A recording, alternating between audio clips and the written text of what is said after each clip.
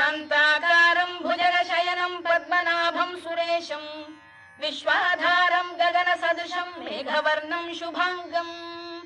लक्ष्मीकान्तं कमलनयनं योगिधृध्यानगम्यं वन्दे विष्णुं भवभयहरं सर्वलोकैकनाथम् मेघश्यामं पीतकौशेयवासं श्रीवत्साङ्कं कौस्तुभोद्भासिताङ्गम् पुण्योपेतं पुण्डरीकायताक्षं विष्णुं वन्दे सर्वलोकैकनाथम् नमः समस्तभूतानामादिभूताय भूभृते अनेकरूपरूपाय विष्णवे प्रभविष्णवे सशङ्खचक्रं सकिरीटकुण्डलं सपीतवस्त्रं सरसीरुहेक्षणं सहारवक्षस्थलशोभिकौस्तुभं नमामि विष्णुं शिरसा चतुर्भुजम् छायायां पारिजातस्य हेमसिंहासनोपरि आसीनं